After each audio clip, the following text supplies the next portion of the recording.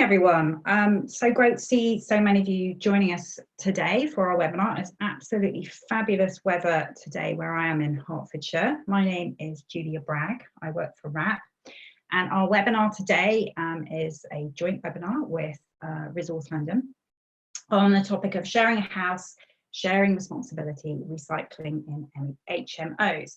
So obviously we're all working remotely from one another at the moment. We're all working from home. I imagine a lot of you are as well. So I hope you're all managing okay. I've just had to lock my dogs away so they don't woof in the middle of the presentation. You guys are all on mute. So if anyone's pestering you in your house, we won't hear you. I'm just going to ask my colleague Debbie to move us on to the next slide, please. So a little bit about who we are. Resource London is an amazing partnership between the London Waste and Recycling Board and WRAP, and my colleagues, one of them's from LWARB and one of them's from WRAP. We've worked really closely over the last 5 years on some really interesting projects, and this is one of them on HMOs. Next slide, please.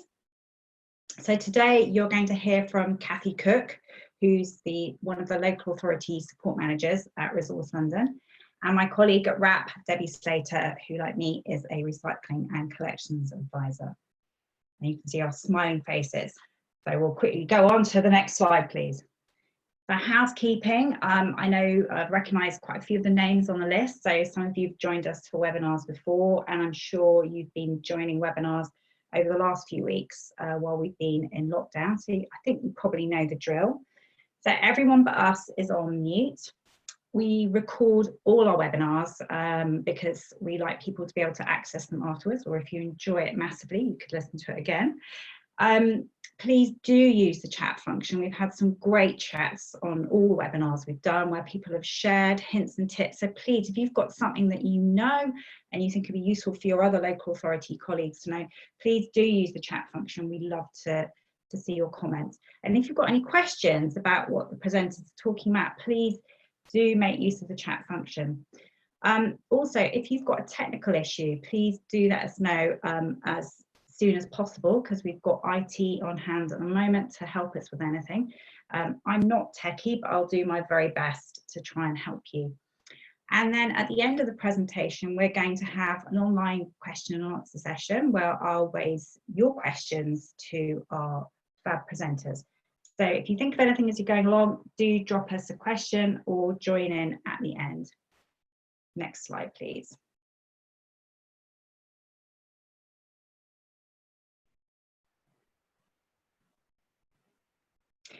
So what will we cover? We're going to cover what are HMOs, which stands for Houses of Multiple Occupation. What makes them unique? Why use ethnographic research? And we'll explain to you what that means.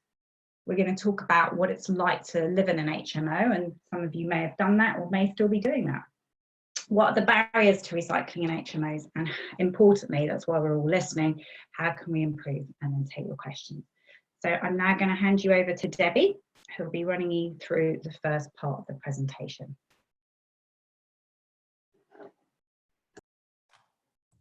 Thanks very much, Julia. Okay, in order to set the scene, we need to think about exactly what HMOs are, think about how they're governed and what makes them different.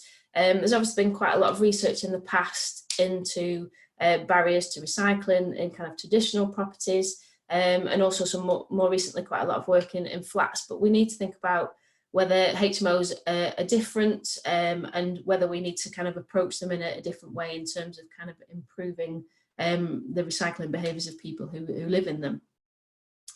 So what are HMOs? Well, the legal definition of a HMO is a property that's rented out by at least 3 people that are not from the same household, so effectively a family, but they do share facilities such as a bathroom or a kitchen, and we often refer to them as house shares. They are a widely sort of recognised vital part of the housing market, and they do provide affordable accommodation for kind of a wide variety of social groups. They're an increasing dimension of the UK housing market, and they've grown rapidly in the last couple of decades. This is mainly due to lack of affordability in owner-occupied markets, but also lack of availability of socially rented properties. And as such, the number of dwellings that are now converted into HMOs is growing.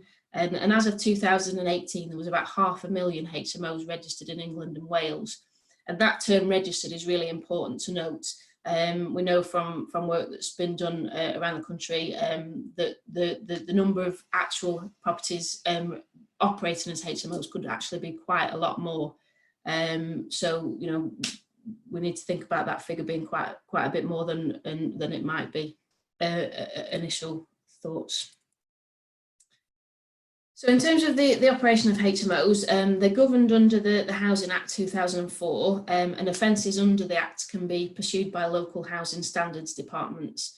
This can lead to prosecution and there's no maximum penalty. Properties with 5 or more people are classed as large, and they must be registered and licensed. But there is additional discretionary licensing requirements for smaller HMOs, but these can vary from authority to authority. Amongst other things, the licence does require the holder to comply with any local authority domestic refuse scheme. The licences are valid for 5 years, and operating without a licence can carry an unlimited fine. There is a kind of, you know, wide varying views on how effective the licensing scheme's been, but it is thought to tackle overcrowding, the housing of illegal immigrants, and also poor property management. So sort of refuse issues may come under this bracket, and hopefully the licensing scheme can help to tackle any issues under there.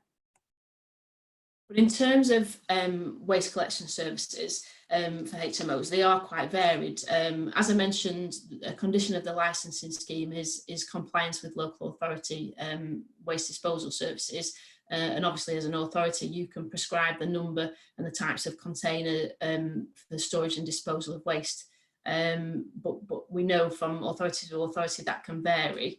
But in general, it seems that kind of authorities provide the same capacity to HMOs as they do to an ordinary sort of standard domestic household because of that kind of one council tax payment that's received from these properties.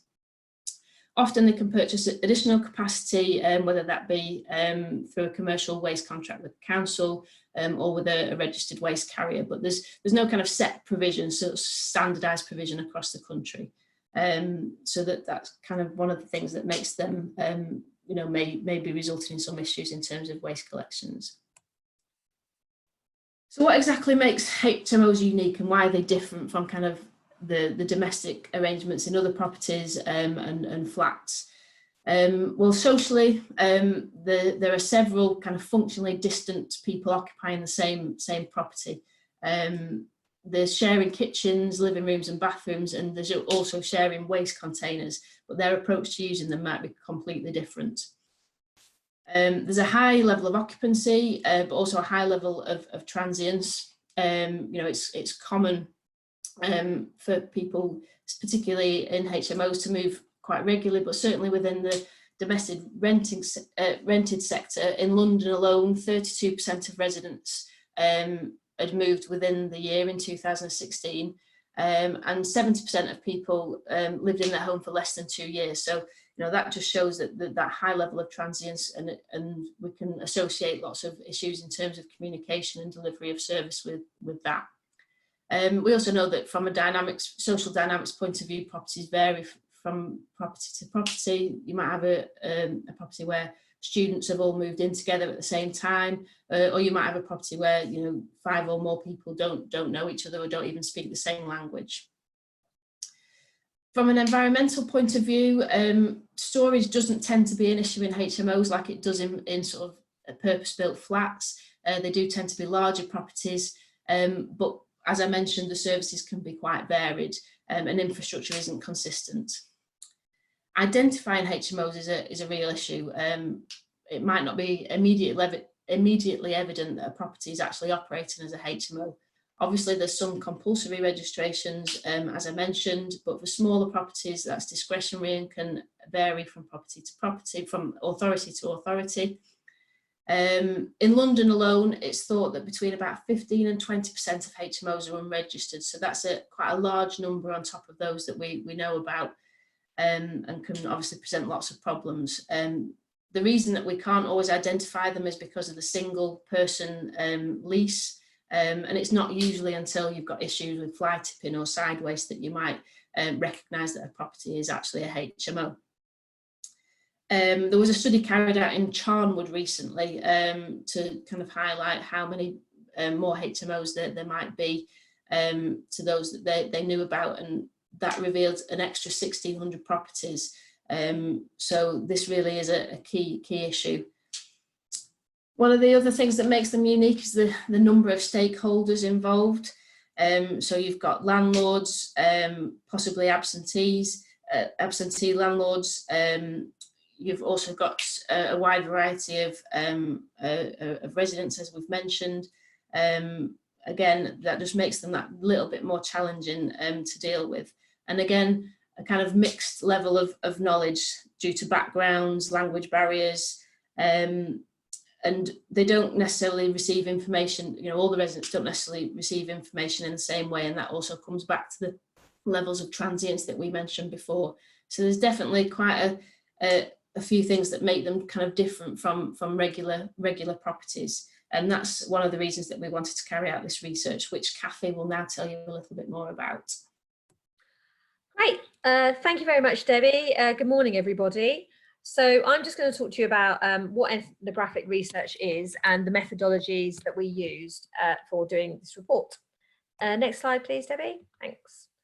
So what is ethnographic research? Ethnographic research is a form of qualitative research which aims to understand people's behaviour by building a strong understanding of people's home environments, their relationships and their life priorities. And this makes it possible to uncover insights as to why they behave as they do. So the respondents were engaged for several hours, and in addition, there is also observation within their home, both of their environment, so in this case that would be the waste setup of the properties and how the respondent interacted with their waste setup, and also of their social interaction, so how they interacted with their other housemates. Then once we looked at all those, the barriers to recycling were mapped according to whether they were personal, social or environmental, and then they were identified as to which of these seemed to be the most common. Next slide, please, Debbie. So the rationale for this project was to look at the barriers to recycling in HMOs and how they might be different from standard domestic households, and by that we mean a standard sort of 4 or 5 person family. Or purpose-built flats. There was a very large project carried out by LWARB, which is on our website, in a 2-year project into purpose-built flats. And one of the key things there was the space issue. So we wanted to find out what the differences were between HMOs and flats and other domestic properties. And of course, the most important thing, what opportunities exist to increase recycling from HMOs. Next slide, please, Debbie. So in terms of the methodology, we looked only at rented, privately rented HMOs, not socially rented. And we wanted to look at those with the kerbside collections. So they had their own individual bins. So we didn't look at flats or communal collections at all. Households of between 3 and 8 residents. We didn't focus on overcrowded or illegal HMOs. One of the main reasons is because they're very hard to reach, and it would have been quite difficult, we feel, to engage with them. But we felt with other types of HMOs, the licensed ones and where you've just got a regular number of people, there is a huge amount of opportunity there to try and interact with them and look at interventions. And a key thing is when we spoke to them and engaged with them, we didn't reveal recycling was the central focus of the research. So recycling is seen to be a very socially positive behaviour. So we didn't want to skew people's answers and activities by telling them it was about recycling. So we talked just about, you know, living in an HMO and household chores and that sort of thing. And we let their thoughts and ideas about recycling just fall out naturally. So there was 22 participants. They all completed online pre-tasks, including videos, home tours, diaries, etc.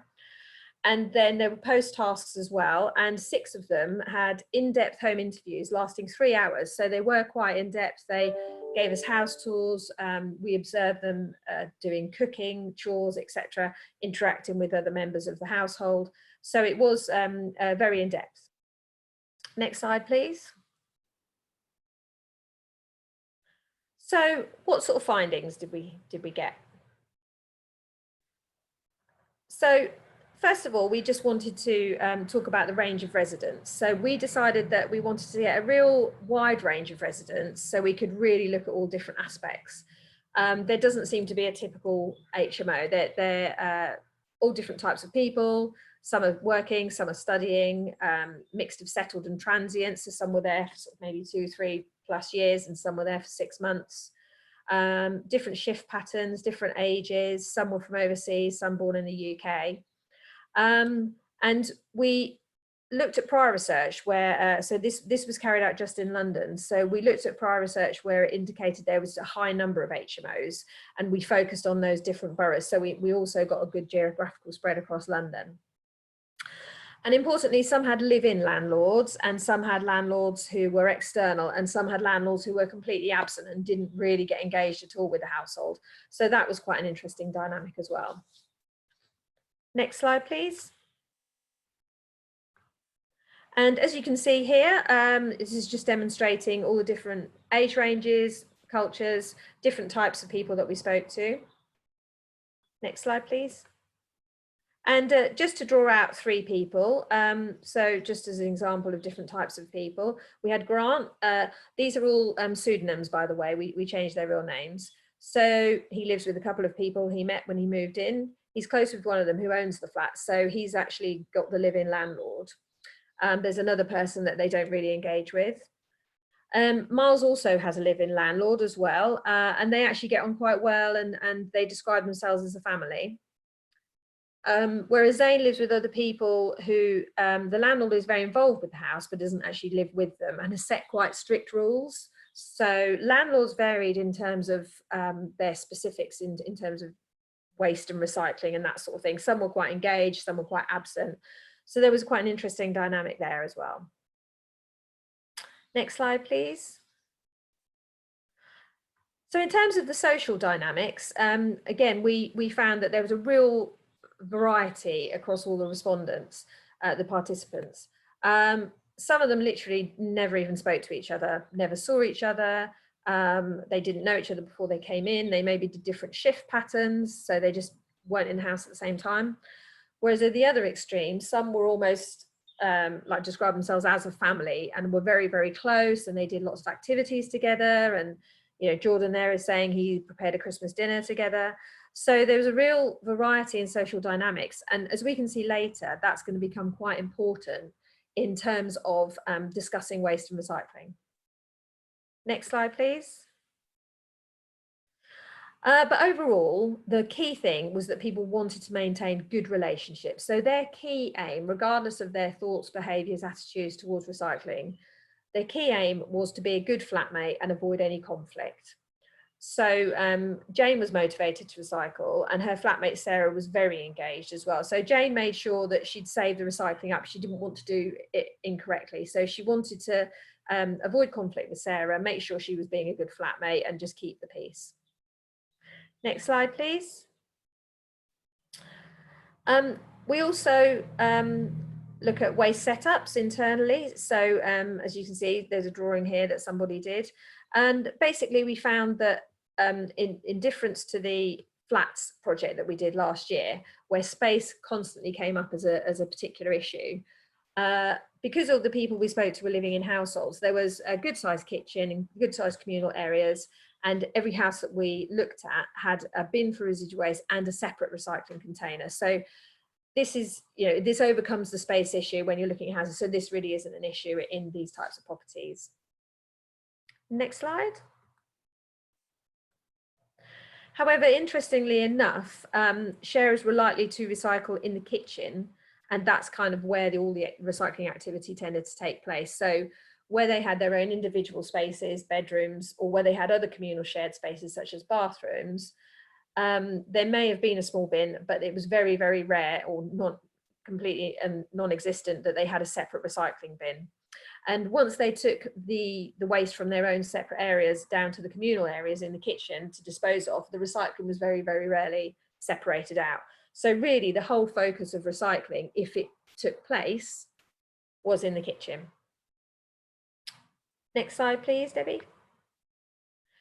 Another interesting finding, but one of the sort of key findings that we were quite interested by, was the fact that the activity went on in the kitchen. There may or may not have been a good recycling system, but that seemed to be where people's knowledge and interaction finished. So a lot of people didn't know how the bins, the waste got from internal to external bins. Obviously somebody did it, but it was sort of not discussed. It wasn't, people weren't really aware of how it got there. And even those who, there was a couple who did actually use the external bins, and there was a comment saying, well, we don't really understand them, or we don't really know what they're for, so we just put it in the closest bin. So there's this kind of disconnect with the external bins and this misunderstanding of what they are, what's supposed to be in them, and who actually takes the rubbish out. Next slide, please, Debbie. And interestingly enough, although most people made claims to be motivated to recycle when we were interviewing them, when you observed them, they actually behaved quite differently. But in general, there was a high awareness of recycling. Most respondents said they thought it was important, but despite this, we saw that households were not, in fact, recycling very well. And also small errors would be undermined by others. So you could have a very good recycler and then 3 non-recyclers or bad recyclers, and so they would be undermined by their efforts. But if we improve a person's behaviour, we can improve the households. But it's very important to look at, say, 4 individuals within a house rather than a household, because as I said, you can have 3 very good recyclers, 1 bad recycler, and that messes up the whole system. So it's good to sort of try and look at each individual's behaviour to try and improve the household's behaviour. Next slide, please. So barriers to recycling in an HMO. So the first barrier that we found was that people don't take collective ownership for their waste. Some people, as we said, they don't even speak to their flatmates, they don't know them. Even in households where sharers were close, bins and waste just weren't a talking point. So they just didn't have that discussion about it. And recycling is very much an individual behaviour. Although they're all living together, individually they act differently in terms of recycling. So people would sort their waste out when they were alone in shared spaces, so no one would necessarily observe them. So there were very few consequences for making bad decisions. And we found that the weakest individual recycling behaviours were seen in socially distant or larger HMOs. So essentially where households very rarely interacted with each other and where people didn't really speak to each other. Individually, each of those were recycling quite poorly. Even if there were some individuals who were recycling well, others were frequently undermining their efforts because of their lack of knowledge. So as we say, you might have 2 or 3 good recyclers and a couple of bad recyclers. So even when the good recyclers were doing well, the other recyclers who weren't doing well would cause contamination or put incorrect items in. And the people who were recycling well felt that it wasn't their place to call out others' behaviour. They felt that if they were doing it okay, it wasn't up to them to call out others' mistakes. And this goes back to the slide that we talked about just wanting to create harmony, be a good flatmate, you know, not wanting to rock the boat. So they felt, well, if I'm doing okay with my recycling, I'm not going to call out on others.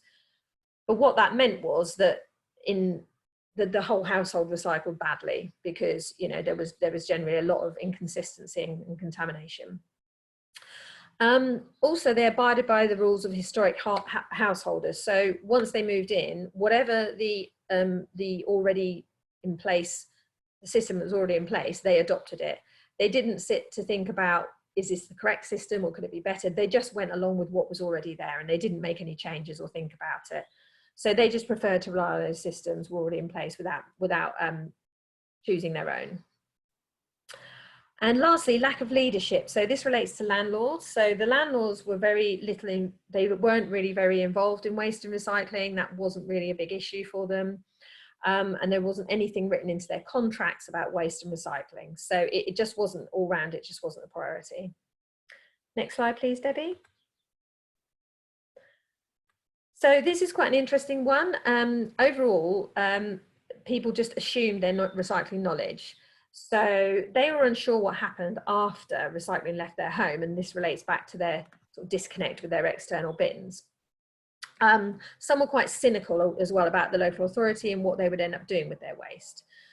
So among the common misconceptions was that over-recycling was better than under-recycling. So it'd be better to put something in that wasn't recyclable if they weren't sure, because they felt, well, it'll just be sorted out later. They also assumed that they also based their recycling decisions on different parameters, so like size. So they assumed if it was big, it could be recycled. The feel of the item, so if it was solid, it should be recycled, or what the item had been used for. So for example, if it had touched food, then it couldn't be recycled. So there was a huge amount of assumption going on, and people felt confident about this, even despite never having checked if these were correct. And if they were unsure if an item was recyclable or not, they were very unlikely to check the information about it. Next slide, please, Debbie. The third key finding was that accurate information is not sought out. So people were quite disconnected. In general, we found that they were disconnected from their local council. Many of them didn't actually know which council they lived in, and many of them didn't realise that the council was responsible for collecting their waste. So there was a real disconnect there. So they were less likely to look at council information. If they did receive it, they were less likely to look at it, and they were more likely to seek other sources. So the sorts of things that they would look at for information was the back of the packaging, and also word of mouth from friends or family, when they watched other people recycle, and social media posts. So this felt like a much more of a sort of personal connection. So people they knew or watched, or people they saw on social media, you know, they tended to sort of assume and believe those things, rather than looking at the accurate information that was available. So things like the signs on the external bins and leaflets from the council and council websites weren't really referred to, and those messages didn't stick as much. This is because, again, they had this low level attachment to their area. They were unsure which council they were actually living in. So there was a small majority who did look at council information, but these tended to be people who were quite new to the UK and to the recycling system. But in general, they did tend to favour other types of media. However, that does present us with some opportunities, which my colleague Debbie will now go through. Thanks. Thank you very much, Cathy. Yeah, so some of that may seem maybe a little bit doom and gloom, but I think one of the key things about this research, particularly for myself and Cathy, we're from a local authority background and probably have kind of the same perception of HMOs as some of the people that are listening today might have had. But this research really changed our perspective and made us realise that perhaps some of those really hard to reach HMOs that are in existence, but there are also quite a few that only will take a few little tweaks or changes in the way that we work to make some big differences. And understanding the kind of the behaviours and the nuances of how HMOs operate and the insights that this research has given us, it does provide us with the knowledge to know where to focus our attempts at changing people's behaviour. Within any kind of behavioural system, there are kind of different points of leverage where you need to target interventions, and we've identified 3 key target areas within sort of the HMO process. So that's looking at residents as individuals and their behaviours, but also the behaviours of the entire household, and also landlords. So thinking about those 3 areas and the barriers that Cathy has mentioned, we've come up with some kind of practical actions that local authorities could take to really try and drive improvements in recycling. It is important at this stage for me to sort of say that this is new research, they're new findings, we haven't tested these interventions, but from the insights that we've got out of the research, these are things that we think would make a difference. So if we think about residents initially, sort of individual residents, and we think about the poor relationships that we know exist in HMOs, we think this is an opportunity to try and generate conversations, to get people talking about recycling. And you can use existing touch points within that rental process, that moving process, to be able to do this. So encourage sharers when they're first moving into a property to kind of view waste and recycling as important as they do kind of the setting up of bills, rental payments, that kind of thing. So really thinking about those moments of influence in that process. We also know that when rules are in place, people are likely to follow them, but it's about establishing those rules. So perhaps this is an opportunity for you to develop HMO information packs, so something that's really specific to the individual property. Cathy mentioned that lack of knowledge or high levels of assumed knowledge is an issue. So think about focusing on confusing items. So those items that people generally assume can be recycled that maybe can't. Think about providing more information on those items.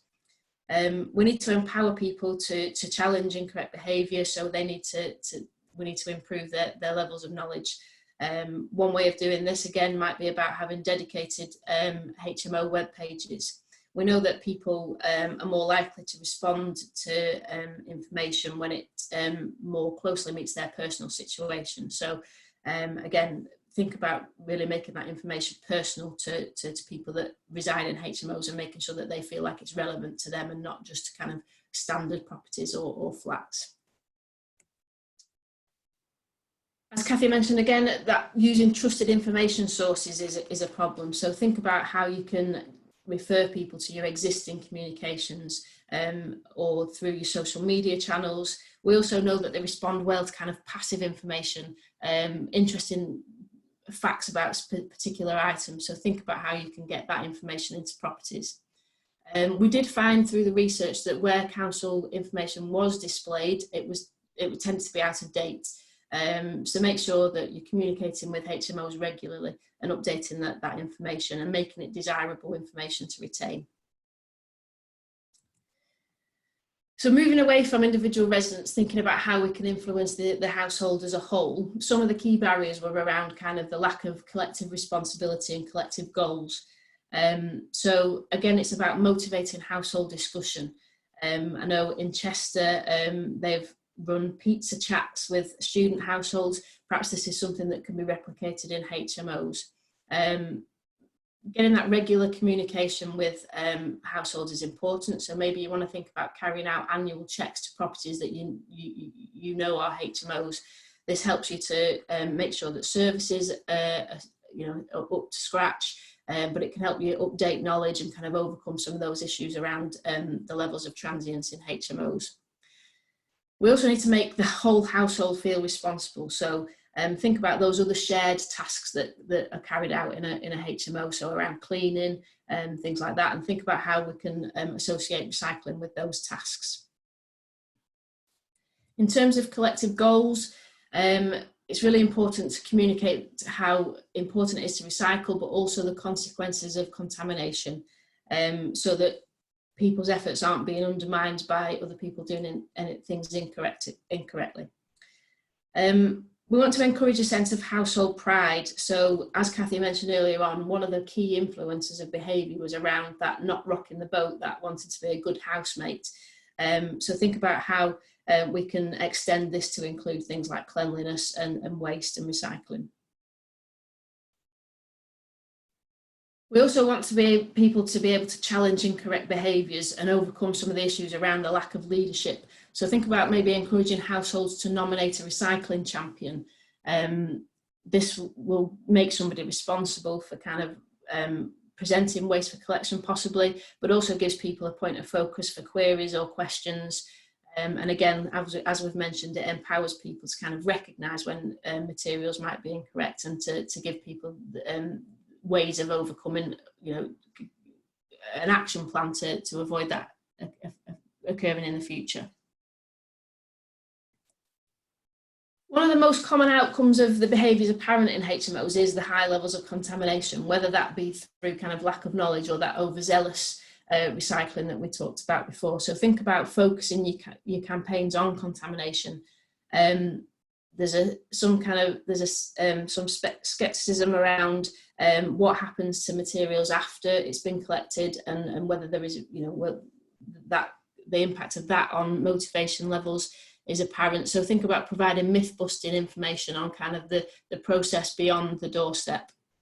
You also need to clarify what good recycling looks like. So really specify what you want to see at the curbside. And then the third element of this is focusing on work with landlords. So we know that people tend to adopt whatever system is in place when they move in, that default system. So work with landlords to ensure that baseline service is good, and think about maybe how you can extend that beyond the kitchen and the external facilities. What might they be able to provide in individual rooms as well? It might be worth thinking about whether you can fast track container deliveries for HMOs. Again, that helps to make sure that baseline service is good and is in place, but it also helps you build good relationships with landlords who probably own more than one property. Another way of working effectively with landlords is to provide standardised communications that they can download or amend to suit their particular needs.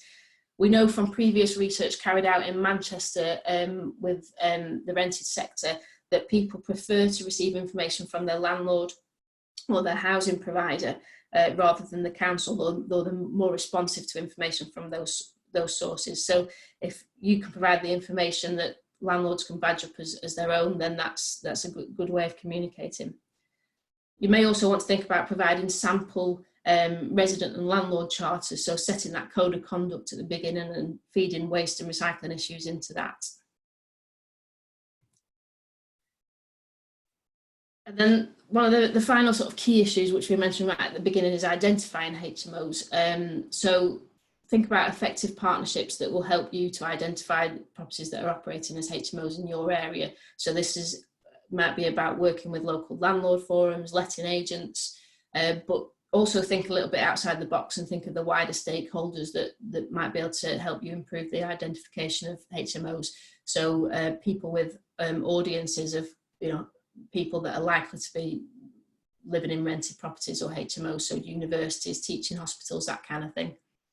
And then finally, make sure that your contact centre is upskilled to be able to recognise when they're receiving queries from people or landlords, people that live in HMOs or landlords of HMOs, and make sure that they've got the appropriate knowledge to respond to those queries accordingly.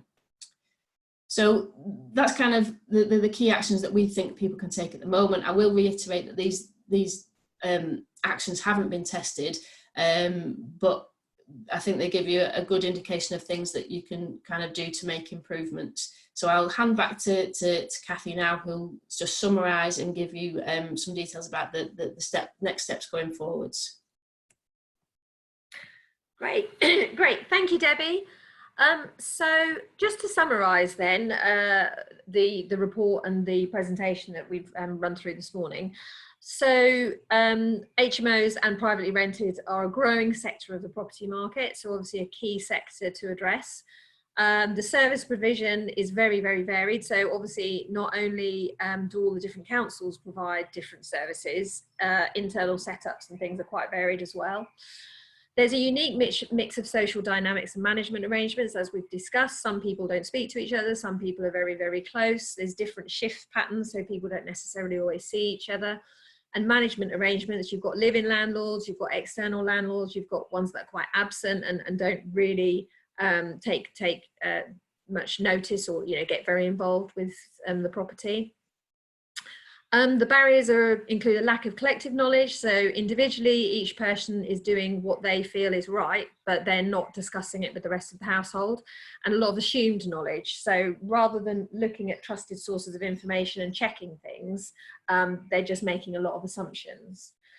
However, not all is lost, as Debbie's just gone through. There are lots of opportunities that do exist, and there is multiple points of leverage. And it is interesting to look at it as a focus on individuals, households, and landlords, rather than just looking at as HMOs. So there's very different opportunities if you're looking at, say, individuals than if you're looking at landlords.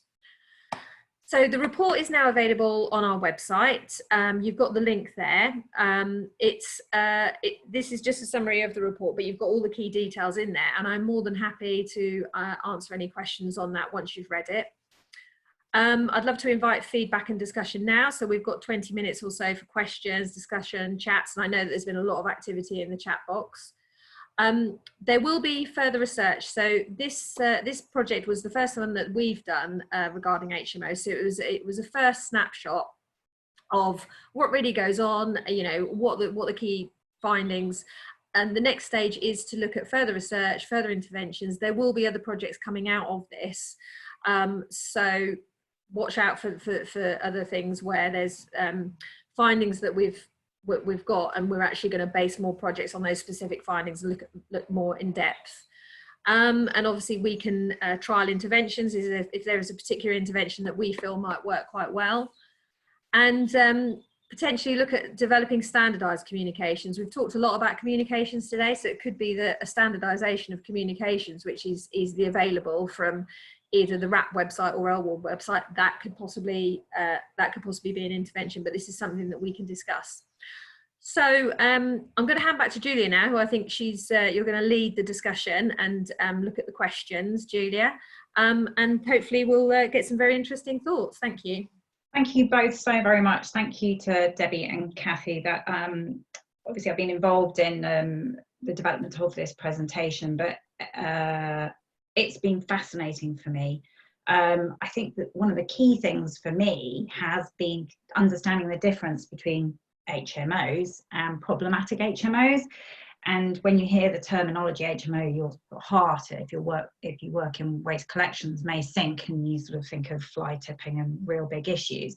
But actually there's loads of functioning households, whether there's good social interaction or not, that are out there, and it's about going for those easier to work with properties to see whether we can increase recycling. So I'm just going to do a little easy poll via the chat function to say to you guys, how well do you understand the numbers of HMOs in your local area? So how much of a handle on numbers do you have? So where 1 is you've absolutely no idea, and 10 is you know pretty much all the HMOs in your council. If you just reply on the chat function now with a 1 to 10, so we're getting some answers here. That's brilliant, thank you. I would say they're generally low. A couple of them are really good, and I'll come back to that in that point. But yeah, we've got some 2s and some 1s. Thank you for being so honest. A few 5s. So that's really interesting. Yeah, I think it is an issue that we perhaps don't understand as well as we might want to. And then, so it's separating out these problematic HMOs and the HMOs where we think things are functioning okay, but there are still problems. How big a problem in your local authority are the problematic HMOs? On the 1 to 10 scale. So 10 is a really massive issue and totally overwhelming you, and 1 is, yeah, it's not too much of a problem. Okay, a variety of responses coming in here. And for some of you, it really is quite a problem. We've got several 7s and 8s. So I think because of where we are in this journey on this shared project, try to park those really problematic HMOs for now and just focus back in on these ones where we hope we can support you in the future. So we've had some questions in, and we will take that away that this is obviously a really big problem, the problematic HMOs. Let's focus in on what we can do. So a question for Cathy, I think, is just, can you tell us a little bit more about how recycling behaviours in HMOs differs from flats? Yes, sure. Thanks, Julia. For those of you who haven't seen it, or if you want to go to our website, we did a really intensive 2-year study on purpose-built flats. And purpose-built flats are also obviously part of what we'd call short-term lets. So some of them are owned, but we looked at the short-term lets, which include the purpose-built flats, and also led on to this HMO project. And as I say, one of the key findings, or almost, you know, all of the findings we found, people we spoke to in the purpose-built flats project, they all talked about space. So whether they were a keen recycler or whether they didn't care about recycling, even the keen recyclers were saying, but you know, we've got a tiny kitchen, we just don't have space for more than one bin. So the big difference was the fact that you could have a space for a bin. So you could have 2 or 3 bins in an HMO household, in a house, just because there was a lot more space. Also, there didn't tend to be, with the flats, they tended to be the single people, or, you know, maybe a couple or a couple with a child. So you tended to get less sort of situation where you had an HMO as such with different people sharing. If you've not read the Flats project, it's quite lengthy, but it is really fascinating to read. But I would say the main thing is the space. Also, they had communal bins. So we talked about this disconnect with their external bins in the household, but it's easier to try and get some sort of connection with them, with their external bins, and therefore you know, pique their interest and get them more enthusiastic about recycling, because they've got their own individual bins, and we can start looking at that. With the Flats project, essentially they were communal bins, and you know, pretty much they could get away with what they wanted because they were unidentifiable. So I would say that they were the 2 main differences. Thanks, Cathy, that's really helpful. And just to let people know, because I was involved in that one as well, there are 2 webinars on the Flats findings. So if you wanted to grab a coffee and a piece of cake and listen to the webinars, they're available on both Resource London and RAP's websites. So a question from Anna. She says it's really interesting that landlords have a little interest here and don't address recycling in the tenant contracts when proper waste management should be a term of their HMO license. So any ideas? I might throw this one over to Debbie. Any ideas on how we can change this? Yeah, I think there is obviously some apathy amongst some landlords, but again, I suppose, like we talked about, kind of the behaviours in HMOs, it's important to recognise that there are also a lot of responsible landlords that are kind of frustrated at their efforts not kind of being you know, followed up by the residents as well. So I think it's just about establishing good partnerships and good connections with landlords and tenants. If you know, obviously the registered properties, the larger properties, you know, legally must comply with services, but those smaller ones, I think by providing those kind of standardized communications that they can download and adapt, that's a really good way of building relationships and making sure that the information gets to residents.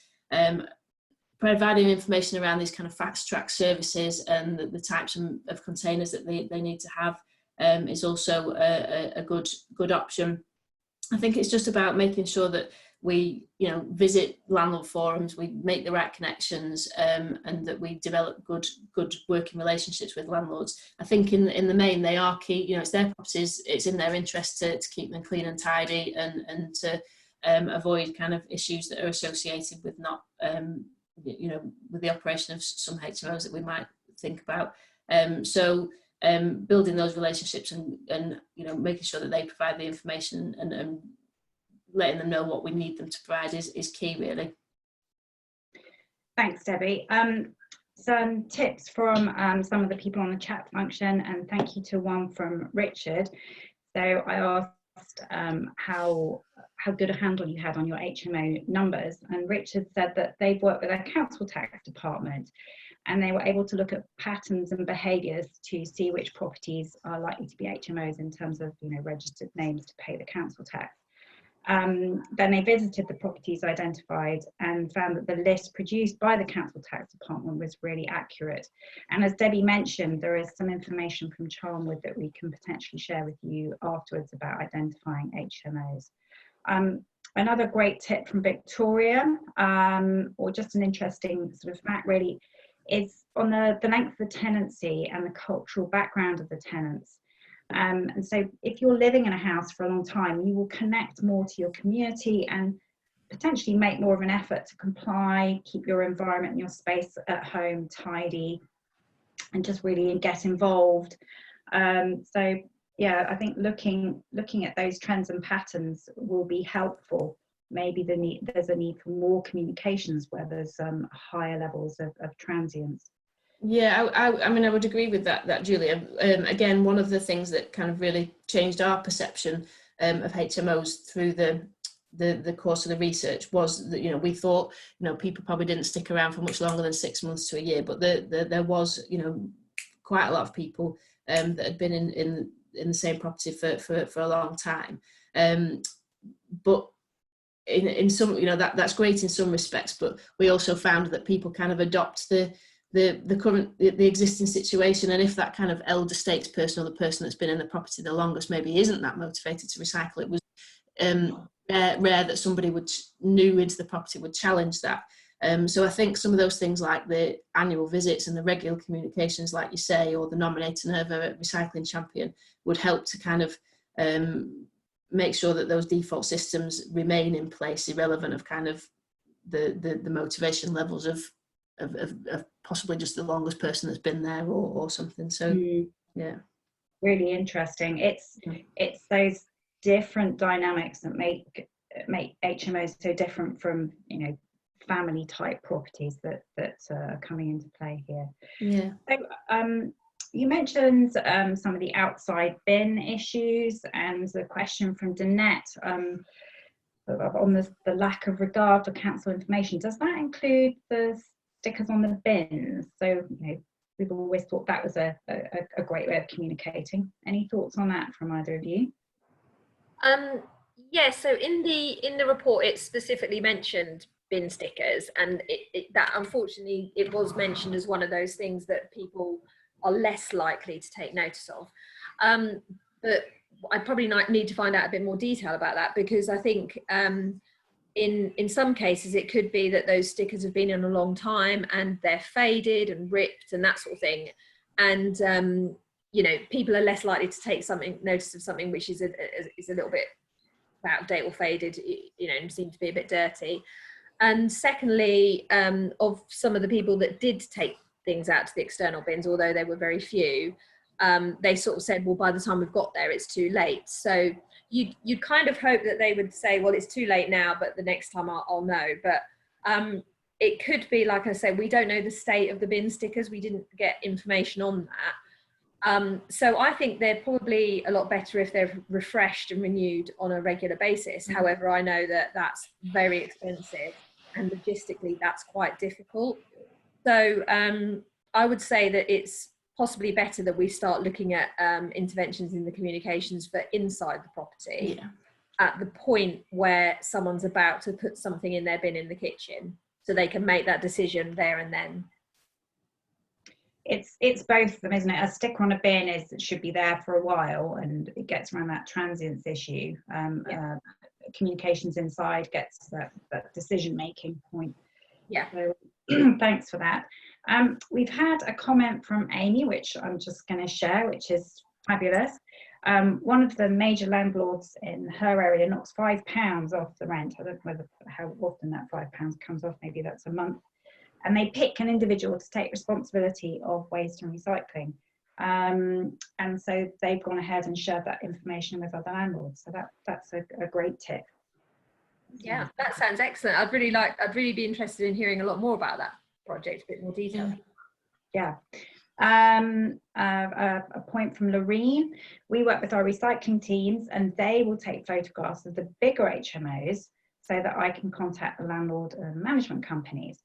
most landlords will support and discuss issues around waste and recycling with their residents. So again, it's about being proactive, working with landlords. So, you know, the landlord obviously is the linchpin in this. So thanks for sharing that idea. Just around the landlord work as well, we do have another piece of kind of desktop research that we've carried out into HMOs with some case studies of the approaches of a couple of different LAs, but also feedback from landlords through a forum, an online forum, which hopefully will be on the WRAP website shortly. We're just waiting for some approval on the case studies, but there's quite, you know, some very encouraging feedback from landlords about kind of the role that they're prepared to take. So it's, you know, it just shows that kind of that there are definitely opportunities there. Okay. Is there anything that you think councils could start doing now in terms of communications to help resolve some of these issues? Is there anything that we could do with social media, for instance?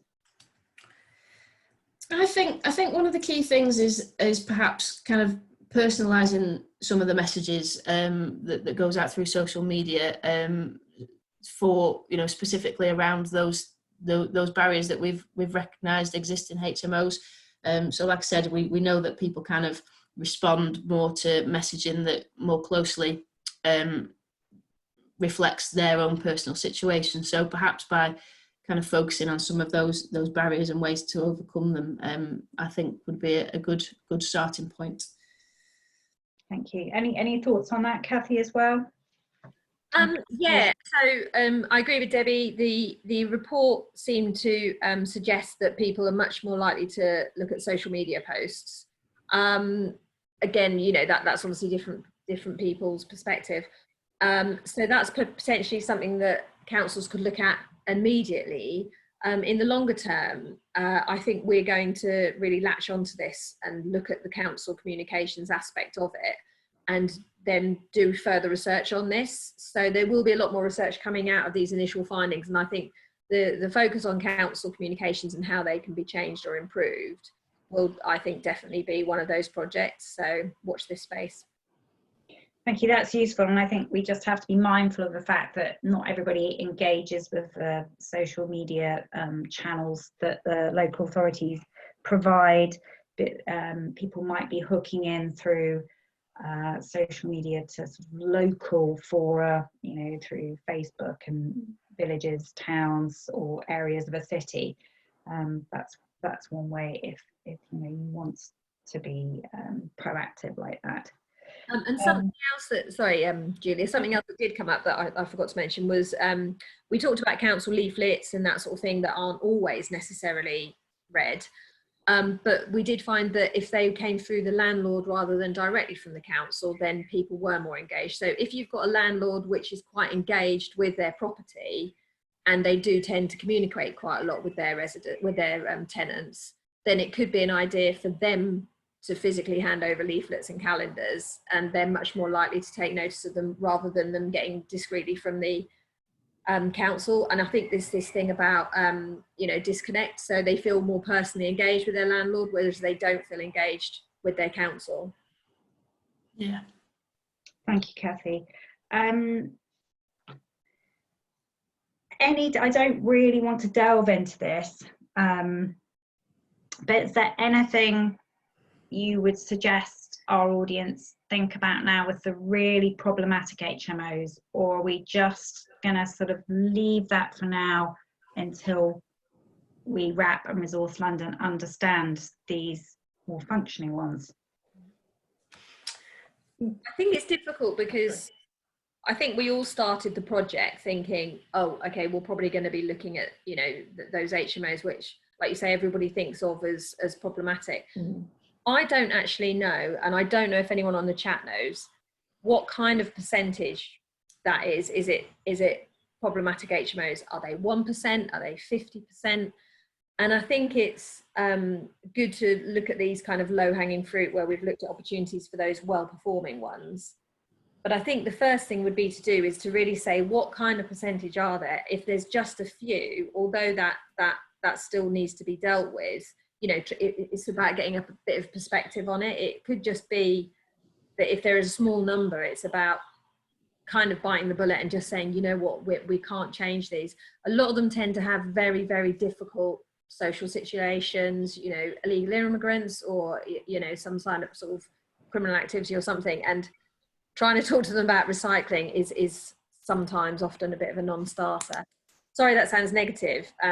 But the first thing I want to understand is what kind of percentage we're looking at and what opportunities there are for the non-problematic ones. Yeah.